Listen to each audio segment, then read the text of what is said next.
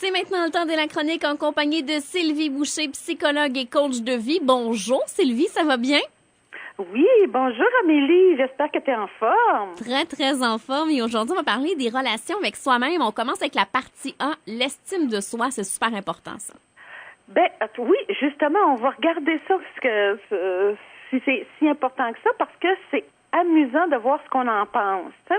Il y a beaucoup de gens qui me consultent en parlant d'un problème d'estime de soi et ils veulent augmenter leur estime de soi. Dans notre culture, là, la plupart des gens pensent que c'est très important d'avoir une bonne estime de soi. Plus elle est haute, mieux c'est. Il y a des limites, là. C'est ça. C'est de ça qu'on discute aujourd'hui. En fait, on peut définir de façon très simple l'estime de soi comme étant l'amour que je m'accorde à moi-même, la valeur que je m'accorde comme personne. Donc, la valeur ou l'amour que je m'accorde dépend de ma perception de moi-même, de l'image que je me fais de moi-même. Si j'ai une perception plutôt positive de moi-même, mon estime de soi devrait être bonne. Si je considère que je suis pas une bonne personne ou que j'en suis pas certaine ou que je suis pas certaine si les gens m'apprécient, si j'ai l'impression de pas être à la hauteur ou de pas en faire assez, mon estime de soi va être basse.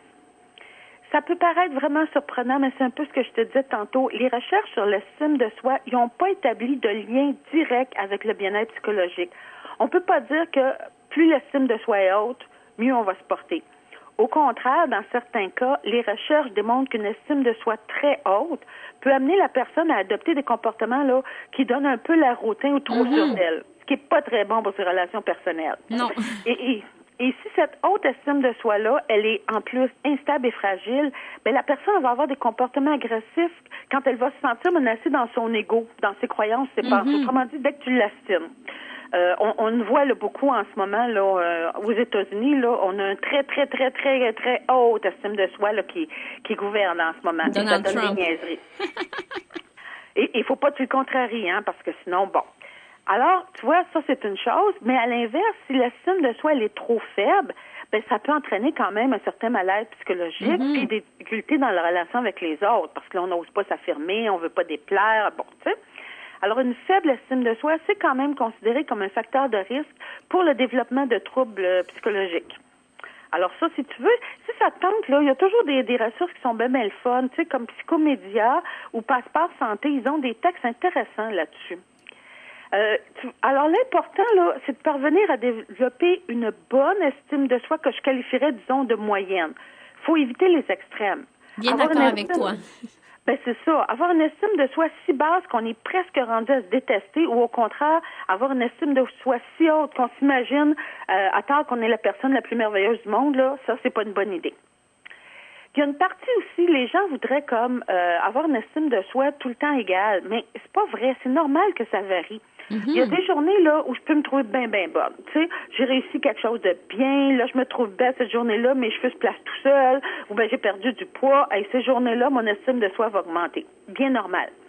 Il y a aussi des journées où, tu sais, on a l'impression qu'on aurait dû rester couché parce qu'il n'y a rien qui fonctionne. On fait une erreur au travail, quelqu'un nous fait des reproches, les cheveux sont croches, on prend du poids. Tu sais, toutes les niaiseries, là, il y a des journées comme ça. Ouais. Ces journées-là, ça se peut que l'estime de soi descende. À la limite, c'est pas très grave. On est humain, hein? C'est en plein ça. Puis tu vois, on a tous des gens qu'on aime dans notre vie, des parents, conjoints, des amis, des enfants. Dans certaines occasions, là, quand ils réussissent quelque chose de bien, là, on est très fiers d'eux. Notre estime, là, puis notre fierté, là, ça augmente jusqu'au plafond. En d'autres occasions, par exemple, quand il s'agit de nos enfants, là, et qui ont un comportement inacceptable, on est beaucoup moins fiers d'eux. En fait, on voudrait même dire qu'on les connaît pas. T'sais? Mais en même temps, leur comportement n'est pas en accord avec nos valeurs, celles qu'on leur a enseignées. On est beaucoup moins fiers d'eux, mais quelque part, en dessous de ça, il reste qu'on a de l'amour quand même pour eux. Parce que dans le fond, là, même si notre fierté envers notre entourage, ça peut varier selon leur comportement, on les aime et on les aime pour ce qu'ils sont, pas pour ce qu'ils font. Alors, on les aime au quotidien. Pas juste quand ils font des exploits extraordinaires. Sinon, ils n'aimeraient pas souvent, puis on n'aimerait pas personne souvent. Parce que des exploits extraordinaires dans une vie, là, c'est assez rare. C'est un peu la même chose en relation avec nous-mêmes. Il y a une partie de l'estime de soi qui est très variable en fonction de nos comportements. Les bonnes journées, les mauvaises journées. Si on agit en fonction de nos valeurs, notre estime va rester stable ou même augmenter. Si je pense que l'honnêteté, c'est important puis que je compte des menteries, ben ça se peut que ça descende, mais si je reste fidèle à moi-même puis que je suis honnête, ben mon estime va augmenter. Alors, c'est vraiment ça. Agir en fonction de ses valeurs, c'est important. Si j'agis à l'encontre de mes valeurs, ben je serai pas fière de moi puis mon estime va diminuer. Le problème, là, dans notre société actuellement, c'est que l'accent, il est beaucoup mis sur la performance, sur le faire et l'avoir. Oui, c'est vrai. J'ai réussi ça et ma voiture est plus grosse que la tienne. Tu sais? Donc, on a appris à faire comme, à relier l'estime de soi à ça. Je m'aime quand je suis la meilleure, je m'aime quand je réussis ce qu'on attend de moi, je m'aime quand je performe et j'essaie d'être parfaite pour être certaine qu'on m'aime. Mais comme je le sais très bien que je suis pas parfaite, ben ça c'est une nouvelle que je t'annonce, Amélie, mais quand même, ben ça se peut que j'aie peur qu'on découvre mes défauts. Et là, je vais me mettre une pression excessive pour essayer d'être la meilleure ou parfaite. Donc, si mon stress augmente d'une façon épouvantable, puis que je parviens pas à être la meilleure, ou si quelqu'un me critique, ben mon estime de soi peut descendre jusqu'à 0, ou même pire, descendre encore jusqu'à ce que je me sente même gênée devant le regard des autres, ou même dans les cas les plus extrêmes que j'ai honte de moi.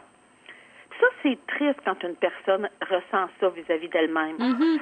Dans les cas extrêmes, là, c'est recommandé de consulter. Faut pas laisser ça trop longtemps, là. Plus c'est là longtemps, plus ça s'encrasse. C'est pas nécessaire. Mais mettons qu'on parle de monsieur, madame, tout le monde, là, dont l'estime de soi varie, puis des fois elle est faible, ben c'est quand même possible de se construire une estime de soi solide. Comment on fait, Sylvie? Ben, écoute, un peu ce que je disais tantôt, là, c'est comme d'agir en fonction de ses valeurs, mais surtout, si vous pensez aux gens de votre entourage, là, il n'y a personne de parfait, puis ils accomplissent pas des exploits extraordinaires tous les jours. Peut-être même ils n'en ont jamais fait. Mais pourtant, vous les aimez sincèrement puis inconditionnellement. Vous les aimez pour ce qu'ils sont, pour leur qualité, bien sûr, mais aussi avec leurs défauts. Mm-hmm. Et c'est ça qui est important, c'est de développer une partie d'estime de soi qui est comme inconditionnelle. C'est d'aimer apprendre, à aimer la personne que je suis, pas simplement ce que je fais. Et pour augmenter leur estime de soi, les gens me disent souvent, ben je connais pas mes qualités. C'est important de connaître ses qualités, puis à ce moment-là, on peut s'asseoir puis faire un travail de connaissance puis des nommer. Mais surtout excuse-moi, oui? Mais ce que j'allais dire, un bel exercice à faire, peut-être, c'est demander à 2-3 personnes de notre entourage en qui on a pleinement confiance et leur demander ce qu'ils aiment chez nous. Des fois, ça peut nous aider à monter notre estime de soi, mais aussi à nous aider à trouver nos qualités aussi, des fois, là. Oui, tout à fait. Puis ça, c'est la première moitié de la job. Parce que c'est important de connaître ses qualités. Puis effectivement, on peut demander à notre entourage qui nous connaît bien mieux qu'on se connaît. Mm-hmm. Mais l'affaire, ce qui est important, c'est d'apprendre à vivre, à accepter nos limites et nos défauts. Mm-hmm. Parce que comme ça, on a une saine estime de soi. Une estime de soi qui a un fond solide, inconditionnel. Puis il y a une partie de l'estime de soi, elle, comme la fierté, qui, elle, va varier selon nos comportements, puis c'est bien normal. Mais c'est important de construire cette partie-là inconditionnelle, qui est reliée à aimer qui je suis. Et si vous voulez augmenter votre estime de soi, ben apprenez à reconnaître et apprécier vos qualités et à accepter vos défauts. Après tout, là, ils doivent pas être super que ça parce que il y a des gens qui vous aiment. Ils sont pas fous, ils aimeraient pas quelqu'un qui est absolument détestable. Puis moi, je dis tout le temps aux gens, si vos défauts méritent pas de faire la première page du Journal de Montréal, ben désolé, là, mais vous avez des défauts bien ordinaires. Alors, bien sûr, vous pouvez choisir de modifier certains comportements si vous avez des comportements désagréables à l'occasion, mais c'est pas une raison pour pas vous aimer parce qu'il n'y a personne de parfait. Exactement. Et l'autre chose aussi, c'est que ce qui est bien important, c'est pas juste de connaître ses qualités, d'accepter ses défauts, mais il faut arrêter de se dévaloriser. Mm-hmm. Les gens veulent construire une bonne estime de soi, mais ils réalisent pas à quel point ils sont souvent en train de la détruire. Tu sais, Amélie, on se parle beaucoup dans notre tête. On appelle ça le dialogue à l'intérieur. Mais le dialogue intérieur, il est pas toujours gentil. Au contraire, des fois, il est exigeant, il est dur, il est même dévalorisant. Comment ça que j'ai pas fait ça? Pourquoi est-ce que j'ai pas fait ça parfait? Pourquoi est-ce que ça marche pas comme du monde? Pourquoi est-ce que les autres sont capables et moi, je suis pas capable? Quand on n'est jamais satisfait de ce qu'on a accompli, quand on se blâme sévèrement pour quelque chose qu'on a fait ou pas fait, la façon de se parler, elle peut sévèrement écorcher notre estime de soi. Alors, il faut apprendre à se parler comme on parlerait à notre meilleur ami. Mm-hmm. On peut pas toujours se féliciter. Tout comme on n'approuve pas toujours le comportement de notre meilleur ami. Mais quand on parle de notre meilleur ami, habituellement, il y a du respect, de la bienveillance et de la compassion. On n'approuve pas toujours le comportement, mais on ne veut pas le faire sentir encore plus mal qu'il sent, déjà. Et moi, un exercice que j'ai déjà fait et qui m'avait beaucoup aidé dans une période un peu plus difficile de ma vie, c'était de m'écrire une lettre à moi. Oui. Ça peut être intéressant de s'écrire une lettre, puis ça fait comme un moment d'arrêt où on se met à réfléchir, puis cette lettre-là va faire du bien.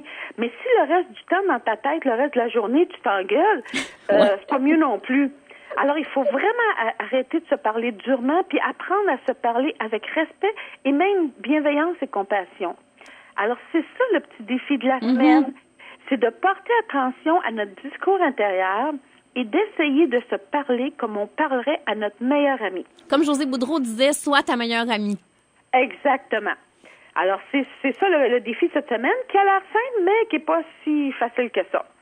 Et dans la prochaine capsule, on va continuer à parler de la relation avec soi-même.